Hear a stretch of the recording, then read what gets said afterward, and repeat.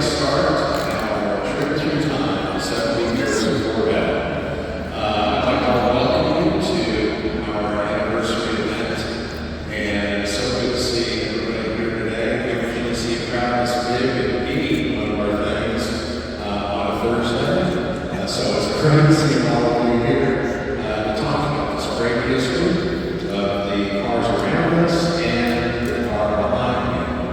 We're not going to start with that. I'm just letting you know. We're going to save that one for the end. But today, what I'd like is bring up my co-conspirator here, Bryan Gable. Where are you, Bryan? Over here. Introduce yourself. Hi, everybody. Good afternoon. Welcome to the National Corvette Museum. I'm Bryan Gable. I've been the curator and content producer here at the NCM for about 4.5 months now, working alongside Bob, and happy to share this great exhibit with you guys. Let's have a little round of applause for Bryan.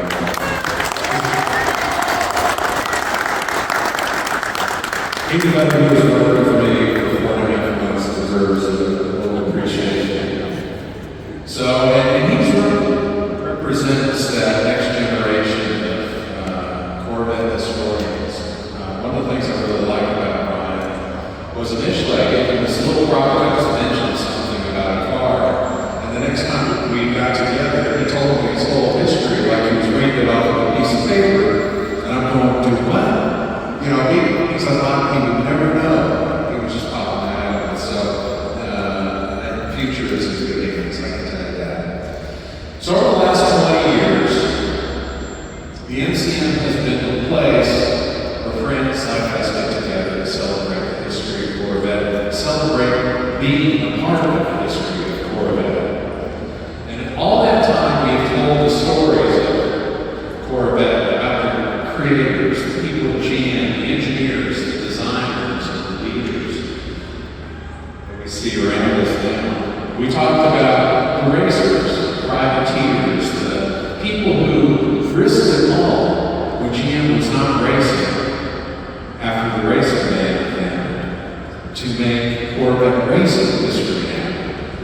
And then, of course, we told the story of the enthusiasts, the people who did it all, who supported Corvette when GM wasn't racing, who supported racing even through those years when it might not have been so good, who supported the Corvette when GM was almost ready to give up on it sometimes, who built this building. You know, a lot of people need to know that the National Corvette Museum wasn't built by General Motors.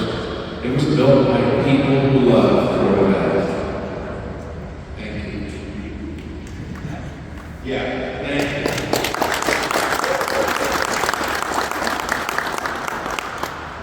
And together, all the people around us who are looking in on us and represent the history makers in the Corvette Hall of Fame, along with the 3 new inductees we will have being inducted on Saturday. I hope a lot of you will be there, all of you.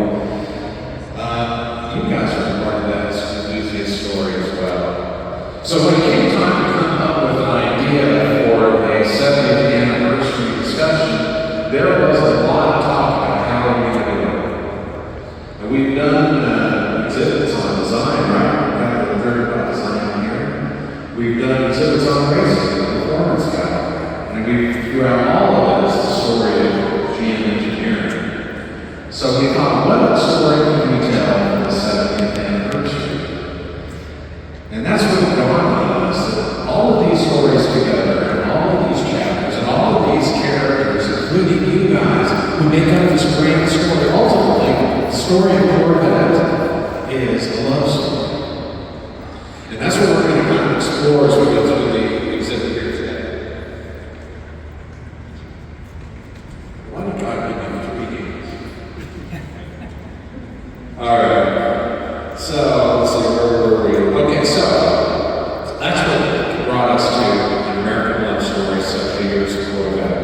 The skywall that surrounds you is really the next evolution in what we're going to be doing here as an exhibit. We want to tell stories that are immersive, that people can get involved in, tell the story of the people who have made Corvette history, so that people, young people, will walk through here to one day be inspired to be the ones making that history someday in the future. So doing this exhibit, we also work with the National Corvette Society. When it comes to loving their cars, there's a few examples of anybody who love them that much. To make sure that every nut and bolt is exactly what it should be. To make sure that everything is factory correct. To get that gas cap off of an actual 1954 Corvette instead of getting the reproduction.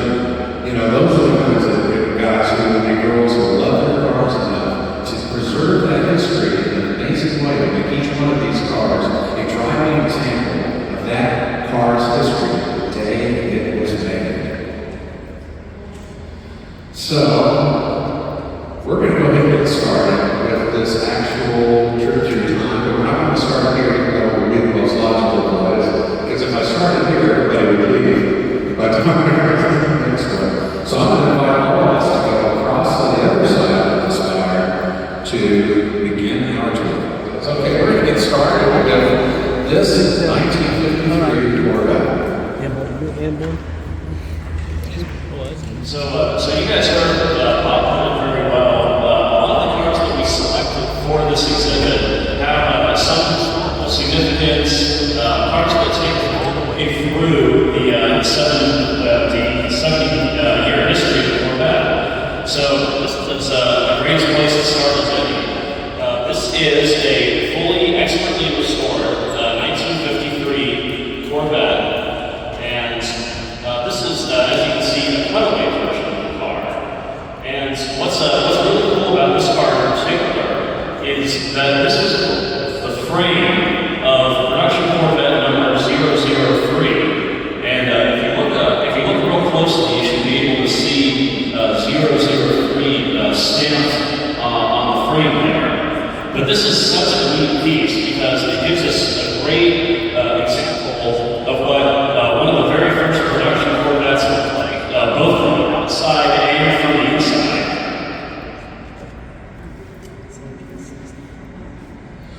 Yeah, now I believe the body of that car is a 1954, but Kevin wanted to really make this thing special, and the only way we could really show off as far as the show of that car really is to do a cutaway.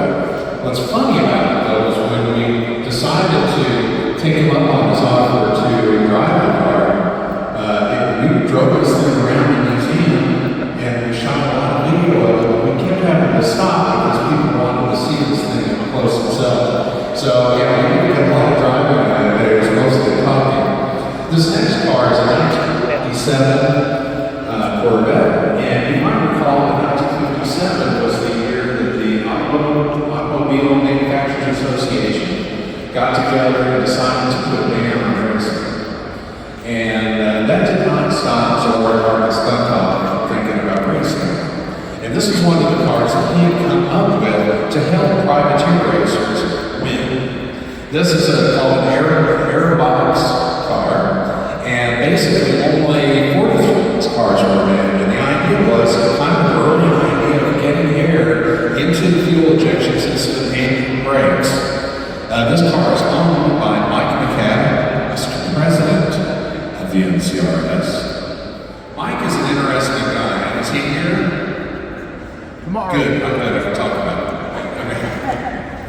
Mike is a great guy. One of the things that's interesting about Mike is he had a great way of getting his kids involved in the automobile world. He said you can, once they got their driver's license, they had to build their own car. So they would pick out some old car and they would restore it themselves. And each one of those kids to this day still own those cars, those same exact cars. And they are beautiful. The 57, it was a 49 Chevy, actually has Corvette taillights on it from a 54 Corvette. And the reason why was because that Corvette was the only one who beat him when he was racing his car. And he thought, people will see those taillights on my car too. And that just shows you what kind of a great guy he is. I'll be here later. Oh, here we go. I was getting ready to get carried away. Let's take this. So I'll take over for the next car here. this smaller dark blue vehicle that you might see here, I'll touch on that real quick too. That was an actual car for the Disneyland ride, Autotopia. For many, many years, all the vehicles used by that ride had this C1 Corvette design. So that's what we got over here. So next car here, you guys just heard Bob talk about how, because of the racing ban, General Motors wasn't allowed to at least directly advertise racing cars, build performance cars, things like that. That did stop Zora from putting out the design for the Air Box Fuelie.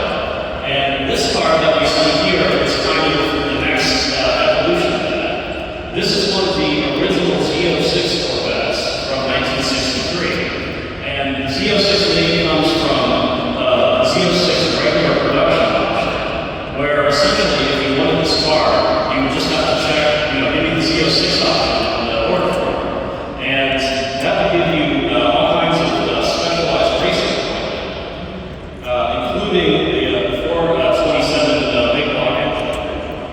Now, officially speaking, this car produced 430 horsepower, but actually, no, I'm getting ahead of this. 360 horsepower. 360 horsepower. Thank you, Corey. But the idea was that General Motors, they could have called this the racing package, but everybody who understood what this car was and knew and understood the equipment that came with this car, that's what this was. And there were only 199 of these cars, these original Z06s that were produced. I gotta figure out something. Somebody put me on this. Can you hear me okay? Can you hear me tonight? See, I'm so used to doing tours like this, but now that Give me a microphone. I don't know what I'm still yelling into this. I'm trying to be much quieter. This is a 1969 L88. Once again, Zora's effort to try to make a car that privateers could race and win in led to the development of the L88 engine. Now, the L88 was the one that he was talking about. That was the 427 cubic inch engine that they say it produced 430 horsepower, but in fact, when people would actual outputs were closer to 540 and 570 horsepower, or 80 anyway. Only 116 of these were made. Now, Tony DiLorenzo, who was a racer at the time, he told me the story about how his dad ordered an L88 car. And as the boys, Tony was racing these cars. And he tells the story one day, he gets a phone call from a guy with an accent that was very thick Russian accent, who started to inquire why this car was being ordered. And it turned out that was, of course, Arkus Lentov, and he was going to need to approve this order. And he wanted to make sure this wasn't some rich kid who was going to try to take it around town and do things with it that shouldn't be done. When he realized Tony was a racer, not only did they become friends at one point, but there was also a lot of support and help when he was with the Owens Corning team. Kevin McKay, when he put these cars together, though, he really has an appreciation for passing along this hobby to the next generation. And that's why he opens them up like this, so people can see the mechanics and appreciate the fact that these were done before they had computers, before they could sit and model things digitally. This was all done with paper, protractors, and brain cells, right? And you can really get an appreciation for just how much is involved in pushing technology forward, which is human engineering. And so when you get a chance, I encourage you to really look this thing over because it's a beautiful, beautiful car. And I understand from Kevin that eventually it's going to be covered up and become a regular driving L88. So this may even be your last chance to really see this car.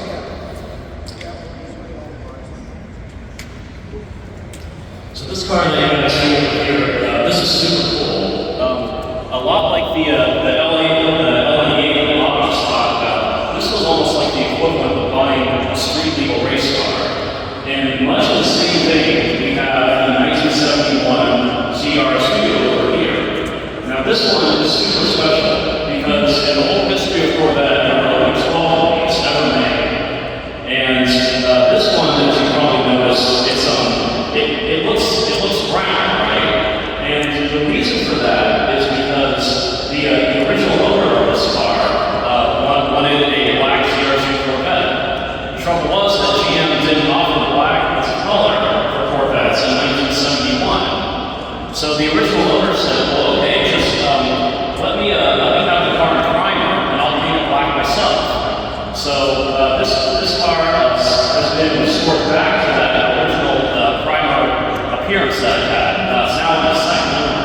But just as the first owner would have gotten it back in 1971. All right, now I'm not going to go behind you and look at those cars. We'll do those later. Let's go to 1983. Now, we all think now, everybody here probably knows the story of the 1983 by now. I mean, we're going to talk about all the hardcore Corvette enthusiasts. But what we might not know is the story of how I found out about the guy with the cowboy boots. So, when I started this job, you need to listen up to Bryan Gable because this is detective work at its best. When I got here, there were all kinds of stories about why this car was saved, and none of them were believable. They were just one, drink shot being a Bigfoot story. So, I started to gather the history by people who were there. And I called the engineer, I said, let me have your story. I called the plant manager, and I kept calling these people. And eventually, I got to the point where I had all these conflicting stories. Now, how can, you know how it is. I mean, if you have 5 people that see an event, I feel sorry for police officers who have to sort all that kind of thing out, right? Because nobody has the same view. So I came up with a strategy. At one of these events, in fact, it was an anniversary event, I gathered all those people together to do a round table meeting, and I codenamed it Operation Cage Match. I figured this is a way I was going to be able to get the truth to come out. And you know what? Something absolutely beautiful happened. You know, whenever somebody says something, you smell something, and all of a sudden it triggers a memory that you've not even thought about years, that began to happen. All of a sudden, this guy was going, yeah, wait a minute, and then this happened, and another guy all of a sudden started chiming in. And we were done. A truth emerged. And it was an absolutely beautiful thing, and I couldn't wait to get back to here so I could write the story out. But part of that story still missing was, why was it saved? And so I wrote the story, and I put it out there in American Sports Car Magazine. Maybe some of you guys read it. And I called it the whole story so far. And a few weeks later, I got a call from somebody, Bryan, keep us in mind, write a story, put it out there, and maybe that person will call you, and that's what happened. And that's when Ralph Montano told me the whole story of the 1983 Corvette. So I did ask him, where are those cowboy boots that you wouldn't get wet in the rain, so you skipped doing your job, and he had thrown them away just once earlier. And I thought, but at least we know the rest of the story.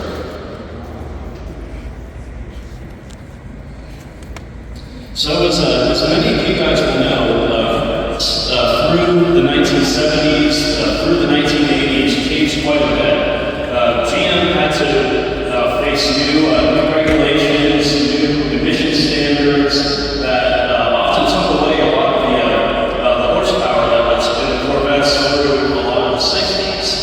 So by the time the late 1980s rolled around, and we had many years where the Corvettes were advertised more for their agility and quickness rather than their raw power. There was a new movement to build a new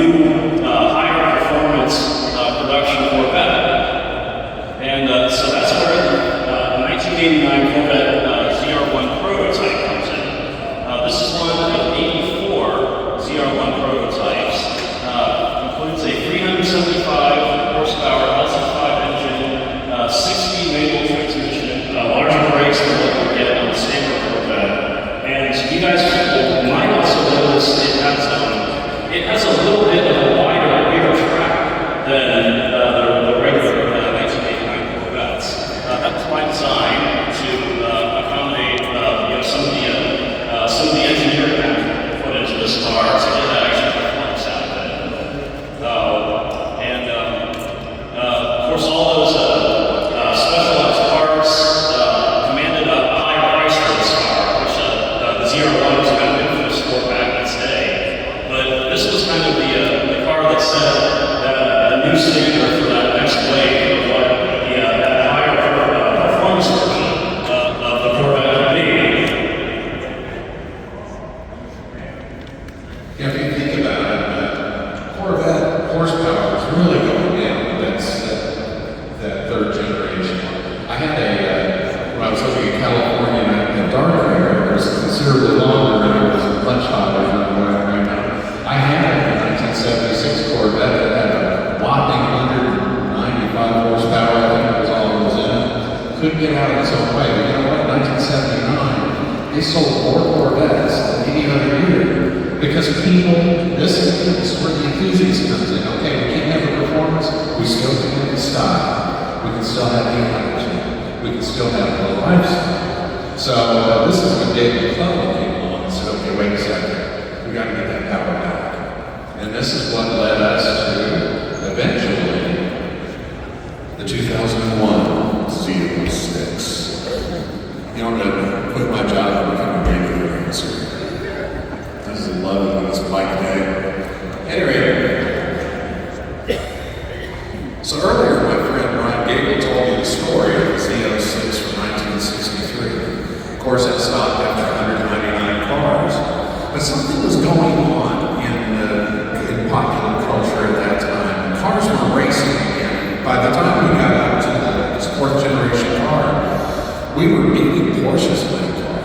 We were beating other big marks to the point where we had to start our own racing series called the Corvette Challenge in that version of the car.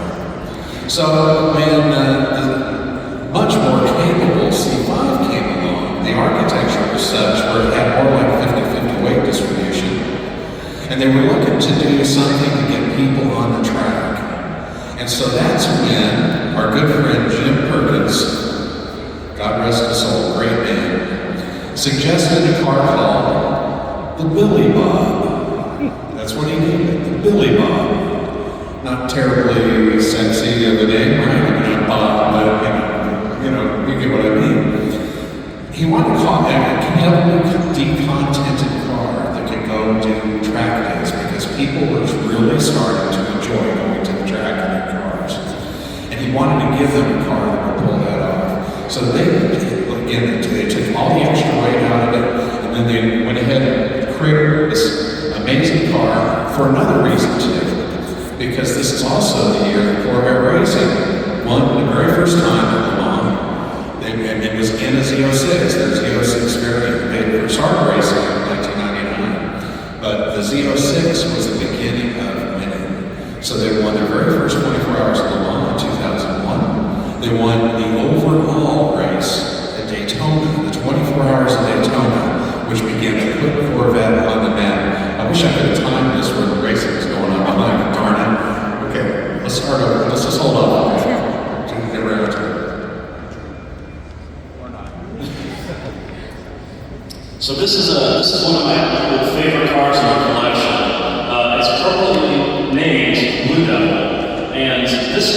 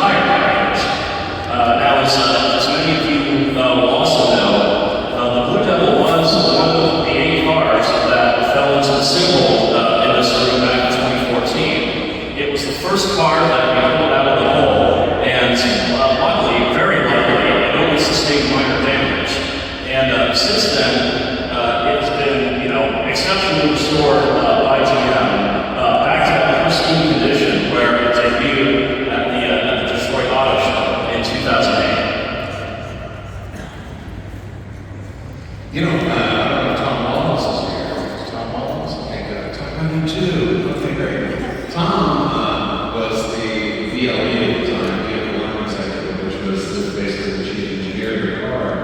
And you got to remember what was going on in 2009 for GM. Things were going so good. They were looking at, bankruptcy. There was this, they were pulling back on what they could do. And I gotta say, we were talking earlier about the resilience of the Corvette enthusiasts and the racer, the people from GM. What a great example. When they were at their bottom place, really, as a corporation, the engineers came up with the fastest Corvette ever, which ended up giving a lot of people hope for the future, because look at what's going on with General Motors. The brain power, the brain trust, the desire, the passion to continue to push Corvette further and further. And I happen to be there today in this car fell into the hole. I don't know the rest of it, we can sit on it too much. But it was a beautiful thing when it came down, like that Phoenix, that is rising, and put it down on the ground. And somebody said, should we start it? And we said, well, it's like our car, we're going to call GM. And we said, GM, should we start it? And they were all for it, man. We ended up, they had a cracked ball band. We did drive that thing out of here, and that's the beginning of another story. We'll do another lap after that.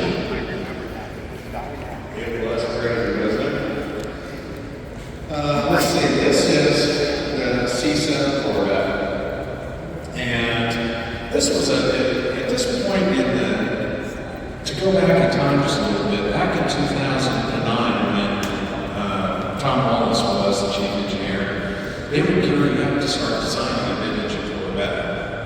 And they were not able to do it, obviously, because the funds weren't there. So they thought, well, what can we do with the C7 Corvette to make it dynamic and ready to take on the next chapter of Corvette history? And this is a special one, because this is the very last manual transmission. How many love manual transmissions? This was the last one, and it was donated to the museum in honor of the glory days when we had to shift, clutch, and look.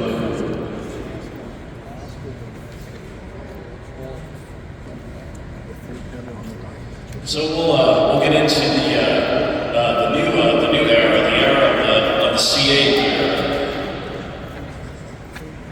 And so this car that's next up here, this represents all the newest and latest technology that's involved with Corvette.